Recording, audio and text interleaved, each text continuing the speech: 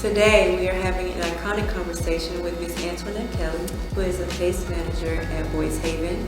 She is also a poet, and she's been an actress in the community theater for the past 2 years. Were you born and raised here in Southeast Texas?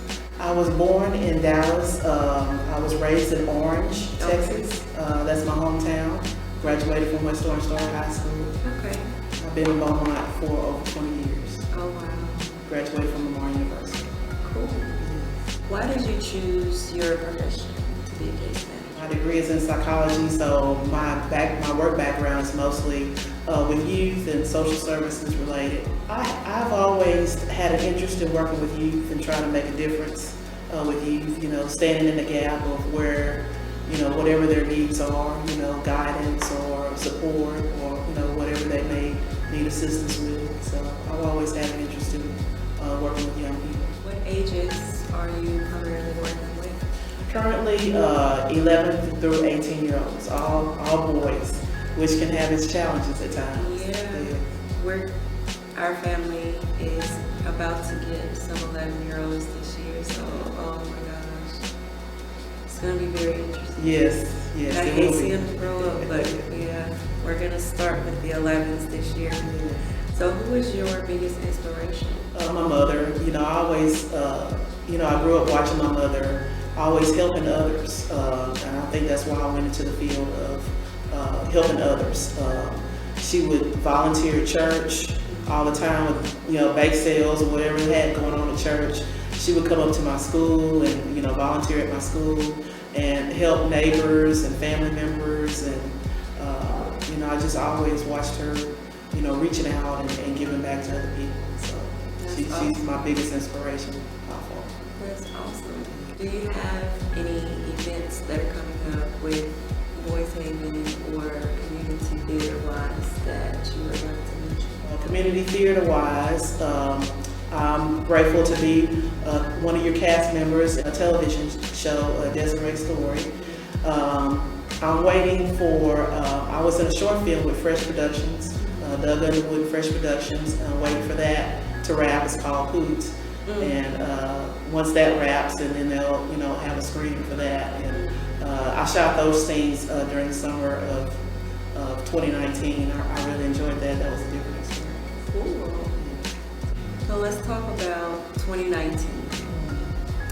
Was the event that you did with Fresh Production, was that your most excitable event or project you worked on? I had several projects in 2019. I started out 2019 with Beaumont Community Players, Intimate Apparel. I played Miss Dixon, and that was a fun experience. Miss Dixon,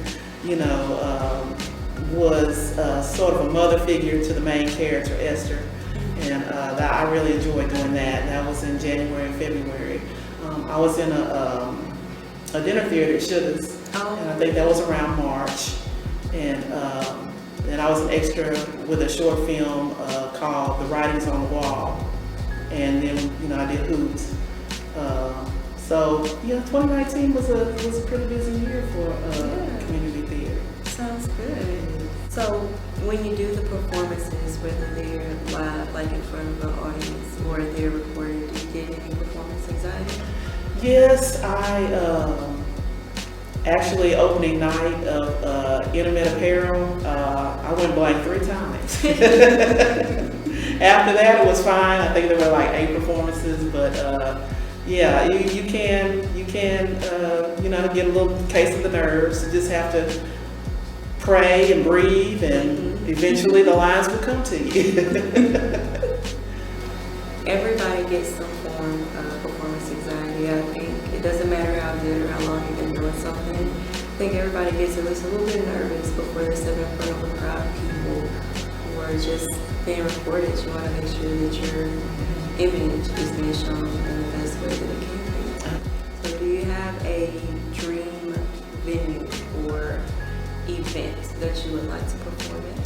I like to support local theater and perform, in whatever events that are venues that are available, to us already. We've got Luxury Theater in Orange. I haven't performed there yet.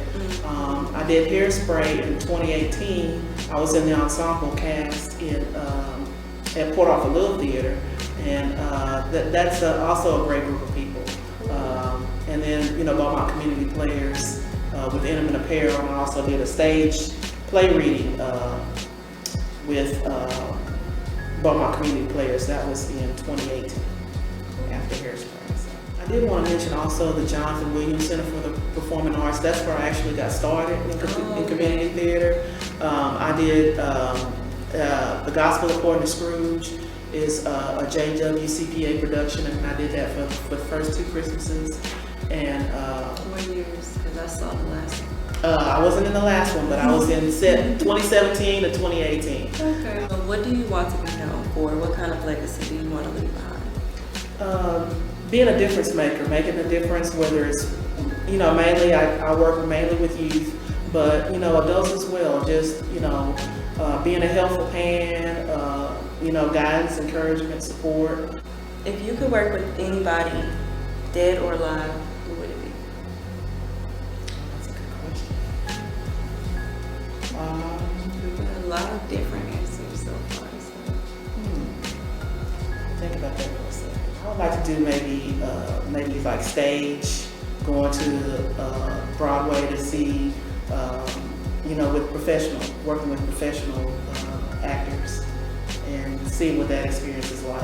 Like paid professional experienced actors on stage. That's really cool too. I haven't been up there yet either, so I think that'll be really interesting to go and see how Broadway does it in person.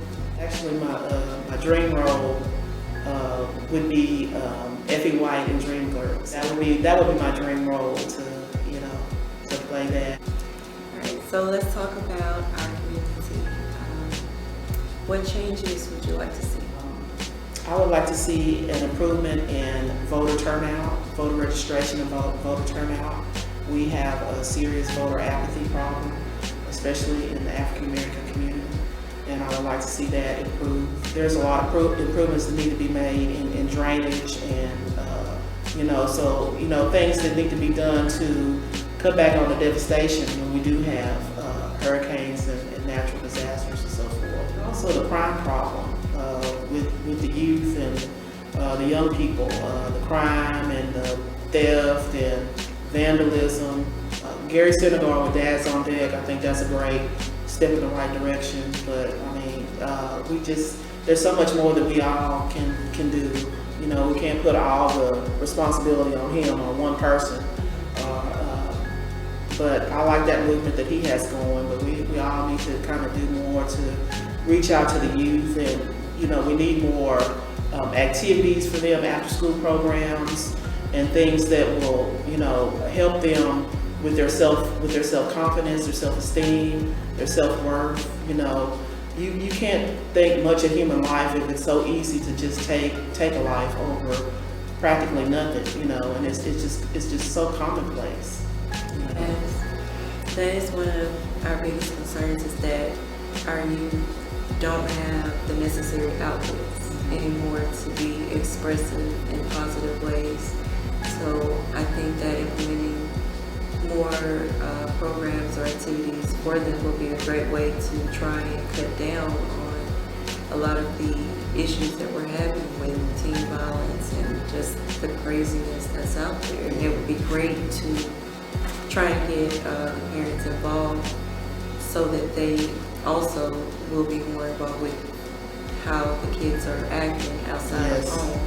Yes. And I think that would be a great idea to have more activities for them. Absolutely. It's just a matter of trying to get it together to find out, what the kids are actually interested in doing or trying. So. And a range of activities. Everybody's not interested in sports. Right. Everybody's not interested in the arts. So have a little bit of everything, and that the child you can offer these children that's positive. Yeah. So that they're not bored, and idle minds, and devil's workshop. You keep them busy. What kind of advice can you give to future generations that may want to follow in your footsteps? No matter how old or young you are, don't let anybody tell you you can't do whatever it is you want to do. Believe in yourself. You're not too old, you're not too young, you're not too the wrong ethnicity, you know, you're not too short, tall, fat, thin, whatever it is, you know, believe in yourself and and go for what you want in life. Be kind to others, you know, reach back and give to, you know, someone else, even if it's just one person. You know, reach back and help someone. Once you've made it, reach back and help someone and help them succeed as well. So what is it that you like to do in your spare time? In my spare time, I listen to a lot of music. Music is a big deal to me. My spare time is also, you know, poetry writing and, you know, support community theaters. Not only theater, but the arts, you know, visual arts, and you know, I really believe in supporting artists of all backgrounds. You know, that's very important. Music, live music I enjoy. Going to, you know, see the Flavor Band and Zach Gonzalez, who plays for Tracy Byrd. I support the Symphony in Southeast Texas. So, you know, I just enjoy supporting the arts across the board. Do you have any hidden talents or business interests that you haven't pursued yet? I'm interested also in starting a YouTube channel which will feature local artists, you know, across the board, poets, photographers, musicians, vocalists. So that's something that that's something that I'm in the early stages of trying to get going. So. That'd be awesome. So would it be like another type of interview like we're doing now? Or would it be similar to that? You know, I would interview,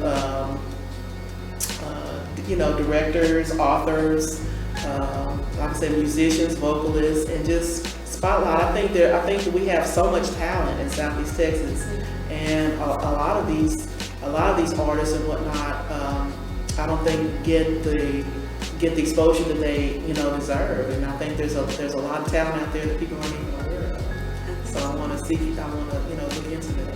That sounds awesome. I think that would be a great platform, another platform for the artists to reach out to you because, you know, artists, sometimes they just feel so pressured down by their own artistic ability that they don't reach out or they don't, you know, promote themselves. And that in turn makes them not even want to do what they love doing. And I think that could be a negative effect on them. So, I mean, I think that would be something really positive for the artists out there. Let them know they're appreciated and recognized. What does it mean to you, in your own words? What does it mean to be an icon? When I think of an icon, I think of someone who's well respected, well known for whatever field of endeavor that they are in, whether it's the arts or science or sports. They're known by a large amount of people, and they've been pursuing their, you know, line of work for a long period of time, and you know, they've reached a high level of success and accomplishment. So that's my idea of what I think an icon is. That is awesome. Thank you guys for watching an iconic conversation with Antionette Kelly, who is a case manager with Boys Haven. She's a poet and an actress in community theater, including Beaumont Community Players, Port Arthur Little Theater, and you would like to perform in Orange at their theater. If the opportunity presents itself, absolutely. Amazing. So we're going to wrap up this episode of An Iconic Conversation. Thank you guys for joining us.